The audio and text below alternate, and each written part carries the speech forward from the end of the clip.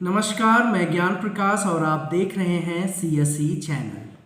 हमारे चैनल के सभी वीडियोस को देखने के लिए हमें सब्सक्राइब करें और बेल आइकन को प्रेस कर दें ताकि हमारे वीडियोस की नोटिफिकेशन आपको मिलती रहे।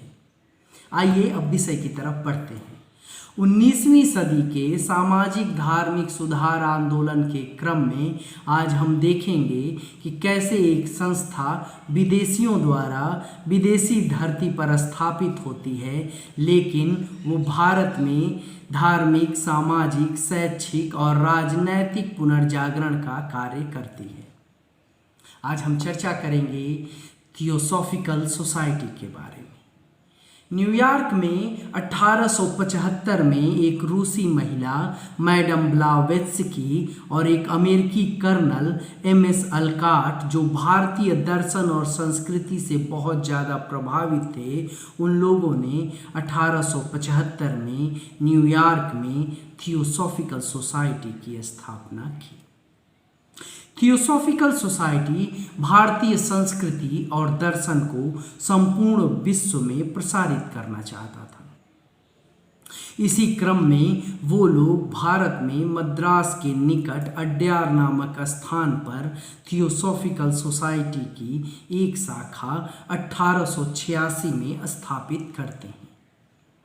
भारत में इस थियोसॉफिकल सोसाइटी को जिस महिला ने पोषण देने का काम किया, उस महिला का नाम है Shrimati Annie Besant. Shrimati Annie Besant 1893 में भारत आती हैं और भारतीय संस्कृति में इस तरह से रच बस जाती हैं कि वो कहती हैं कि मैं पिछले जन्म में हिंदू थी। उनका अधिकांश जीवन बनारस में ही व्यतीत हुआ।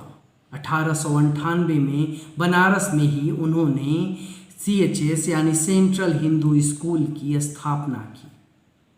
यह वही सेंट्रल हिंदू स्कूल है जिसकी आधारशिला पर मदन मोहन मालवीय ने काशी हिंदू विश्वविद्यालय जैसा विशाल शैक्षिक प्रांगण बनाया।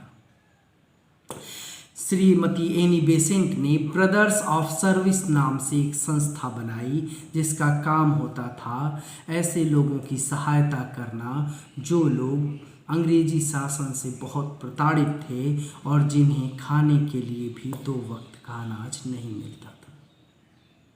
श्रीमती एनी बेसेंट 1916 में होम रूल लीग की स्थापना करती हैं, जिसका उद्देश्य होता है स्वायत्त शासन प्राप्त करना।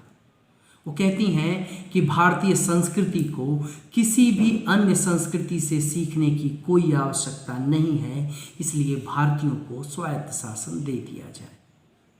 उन्होंने कहा था कि मैं जानती हूँ कि मैं अब वृद्धा हो चली हूँ, लेकिन मेरा यह पूरा विश्वास है कि मरने से पहले मैं देखूंगी कि भारत को स्वायत्त शासन प्राप्त हो चुका है।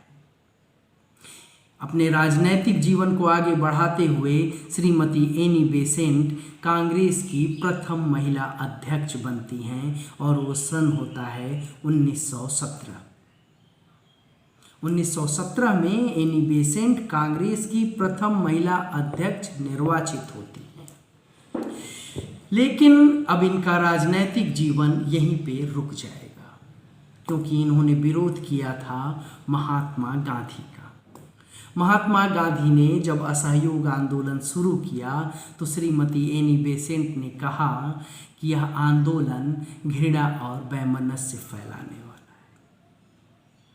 है। ऐसे में जहां महात्मा गांधी एक विशाल वटवृक्ष की तरह अपनी शाखाएं पूरे भारत में फैला रहे थे, उसके नीचे कोई उनका विरोध करे तो उसका राजनीतिक जीवन शून्य होना निश्चित ही था। आगे बढ़ते हैं। श्रीमती एनी बेसेंट ने अपने जीवन में लगभग 500 पुस्तकों और पत्रों का प्रकाशन और संपादन किया था। अपने विचारों को भारत में प्रसारित करने के लिए 1914 में इन्होंने द कॉमनवेल्थ नामक साप्ताहिक पत्र का प्रकाशन और संपादन किया। 1915 में द न्यू इंडिया नामक पत्रिका, जो दैनिक होती है, उसका संपादन ये करती हैं। एनी बेसेंट लूसीफर नाम की भी एक पत्रिका का प्रकाशन करती हैं। इन्होंने गीता का अनुवाद किया था thoughts on the study of Bhagavad Gita. भारतीय दर्शन को अपने पूरे जीवन का अंग बन 1933 में मद्रास के अड्यार में एनी बेसेंट पंचतत्व में विलीन हो जाती हैं। उनकी अस्थियों को काशी लाया जाता है और हिंदू रीति रिवाज से उनका अंतिम संस्कार किया जाता है। इस प्रकार हमने देखा कि कैसे एनी बेसेंट ने भारतीय मूल के लोगों के लिए पुनर्जागरण का काम किया। अब हम चर्चा करेंगे यंग बंग आंदोलन के विषय में। यंग बंग आंदोलन के संस्थापक हिंदू कॉलेज के एंग्लो इंडियन शिक्षक हेनरी विवियन डेराजियो थे। 1828 में यंग बंग आंदोलन हेनरी विवियन डेराजियो ने चलाया था। इस आंदोलन का उद्देश्य था प्रेस की स्वतंत्रता, जमींदारों से किसानों की रक्षा करना और भारतीयों को सरकारी नौकरियों में उच्च पदों पर नियुक्ति के लिए आंदोलन करना। हेनरी विवियन डेराजियो ईस्ट इंडिया के नाम से एक दैनिक पत्र का भी संपादन करते थे। हेनरी विवियन डेराजियो को उस समय बंगाल के नवजागरण का अग्रदूत भी कहा जाता था। हेनरी विवियन डेराजियो के विचारों को जब बम्बई में जाना गया तो बम्बई में 1834 में एक एल्फिस्टन कॉलेज खुलता है और उस कॉलेज के विद्यार्थियों ने इनसे प्रभावित होकर यंग बॉम्बे नामक आंदोलन चलाता है। यंग बॉम्बे आंदोलन का भी उद्देश्य वही है जो यंग बंगाल आंदोलन का उद्देश्य था। बहुत ही कम आयु में हैजे की बीमारी से हेनरी विवियन डेराजियो की मृत्यु हो जाती है। सुरेंद्र नाथ बनर्जी कहते हैं कि बंगाल के आधुनिक सभ्यता के जन्मदाता हेनरी विवियन डेराजियो थे।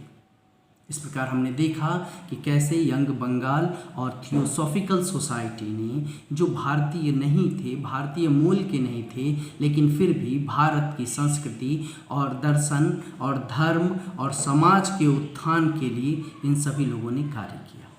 अगले वीडियो में जो छोटे छोटे टॉपिक हैं उनको ख़त्म करके हम मुस्लिम सुधार आंदोलन की तरफ बढ़ेंगे। तब तक के लिए पढ़ते रहिए, मस्त रहिए। नमस्कार।